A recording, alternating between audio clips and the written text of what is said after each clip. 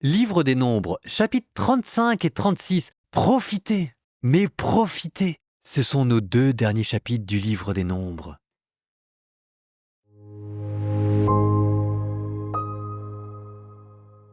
Alors s'approchèrent les fils de famille du clan des fils de Galaad, fils de Makir, fils de Manassé, l'un des clans des fils de Joseph. Ils prirent la parole devant Moïse et devant les responsables, chefs de famille des fils d'Israël.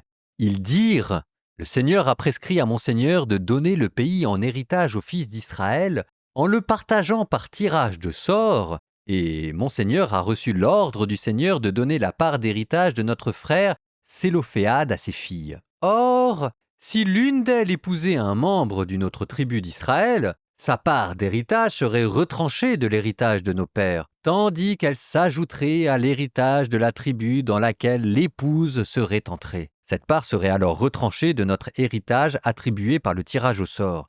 Quand pour les fils d'Israël arrivera le jubilé, sa part d'héritage sera ajoutée à l'héritage de la tribu dans laquelle elle serait entrée. Et donc, cette part d'héritage serait retranchée de l'héritage de la tribu de nos pères.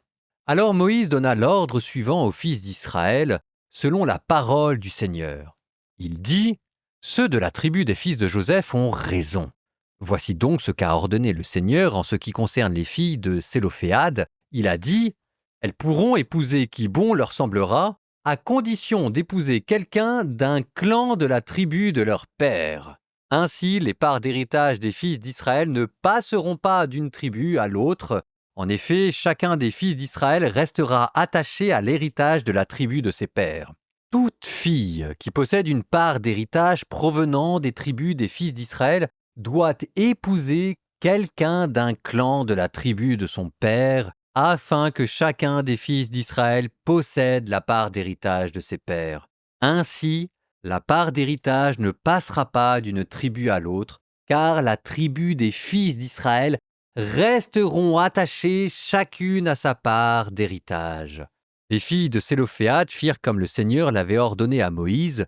Mala, Tirsa, Ogla, Milka et Noa, les filles de Sélophéad, épousèrent des fils de leur oncle. Elles épousèrent donc des hommes des clans des fils de Manassé, fils de Joseph, et leur part resta dans la tribu à laquelle appartenait le clan de leur père. Voici les commandements et les ordonnances que le Seigneur prescrivit aux fils d'Israël par l'intermédiaire de Jéricho, dans les steppes de Moab, au bord du Jourdain, à la hauteur de Jéricho.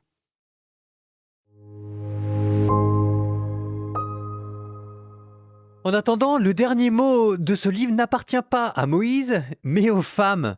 Aux femmes qui font leur retour. Décidément, elles sont partout dans ces dernières pages du livre des Nombres. Le retour des filles de Sélophéad. Ces filles, on les a déjà croisées au chapitre 27, préoccupées par la sauvegarde de l'héritage familial. Leur père n'avait eu que des filles à qui allait aller son héritage. Et Moïse leur avait donné raison. C'est vous qui vous en occuperez parce que c'est vous qui en avez le souci.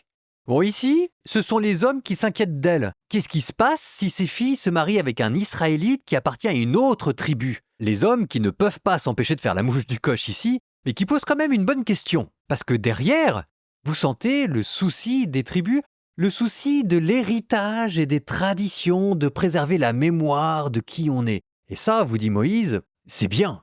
Préserver la mémoire des familles, les lignées des familles d'Israël, qui sont la base de toute l'organisation sociale et politique. C'est juste, c'est vrai. Ce rappel que c'est au niveau domestique et familial que se joue l'essentiel d'une nation. Et c'est peut-être pour ça que les femmes n'arrêtent pas de revenir hanter toutes ces pages-là. Vous savez, la charité, c'est pas d'abord un programme politique. La charité, c'est d'abord une manière de vivre à la maison. Et c'est peut-être là que se joue l'essentiel. Et moi, je trouve que quand on regarde de manière attentive ces pages-là, c'est plutôt à l'honneur de la Bible, même si je vous accorde que c'est difficile de voir derrière le substrat patriarcal le souci des femmes et ce qui deviendra plus tard un jour le christianisme. Mais regardez attentivement. D'abord, la Bible donne leur nom, ce qui n'a l'air de rien, mais ce qui leur confère une dignité. Elles sont reconnues comme des individus et des personnes. Ensuite, chapitre 27, à l'égard de ces femmes, Moïse s'était montré particulièrement louangeur. Il a même reconnu leur droit d'hériter. Ce qui n'était pas acquis, Et en plus, il l'a protégée par la loi. Et là, maintenant, dans ce chapitre 36, ce sont elles qui sont présentées comme les véritables modèles d'obéissance.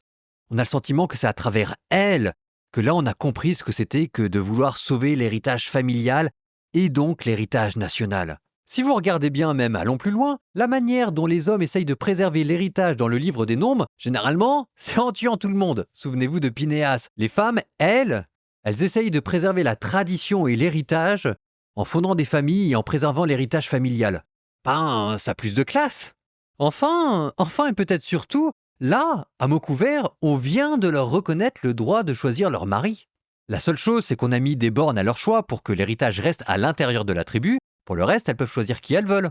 Donc là, il y a un petit truc quand même. Et c'est comme ça que s'achève ce livre des Nombres, qui est passé de figures militaires au début du livre à maintenant des figures féminines. Alors je suis d'accord pour dire que ces figures féminines, c'est pas les grandes héroïnes du XXIe siècle, et qu'elles restent soumises à leur mari dans un cadre patriarcal. Mais quand même, vous sentez qu'il y a quelque chose qui ne cesse de revenir. Alors on me dira que c'est peut-être encore très insuffisant, mais un jour tout ceci trouvera sa résolution. Je pense en particulier, et on le lira, au livre de Ruth. En attendant, vous avez entendu au verset 4 la subtile allusion au jubilé. Le soleil du Lévitique est encore là. Le soleil se couche sur les nombres. Nous allons ouvrir un nouveau livre, le Deutéronome. Au moment de terminer le livre des Nombres, nous terminons par une prière au nom du Père et du Fils et du Saint-Esprit. Amen. Seigneur, nous te confions notre lecture de la Bible. Te demandons, Seigneur, de pouvoir pénétrer ces pages pour arriver à discerner ta volonté. Nous te rendons grâce pour toutes les merveilles que nous trouvons à l'intérieur de ces pages, pour tous les trésors de sagesse, pour cet effort de charité qui se déploie au long des pages, au long des générations, qui s'exprime de manière parfois très étonnante à travers des sociétés qui nous sont devenues étrangères et qui parfois nous choquent par leur aspect primitif. Mais quand même, Seigneur, nous te rendons grâce parce que tu nous donnes de nous émerveiller devant les tours et les détours qu'a pris ta sagesse pour révéler à partir du cœur dur de l'homme les trésors de ta miséricorde. C'est dans cette famille, c'est dans ce peuple, c'est dans ce pays qu'un jour tu as décidé de t'incarner. Et pour cela, nous te rendons grâce. Et vous, que Dieu vous bénisse, le Père, le Fils et le Saint-Esprit.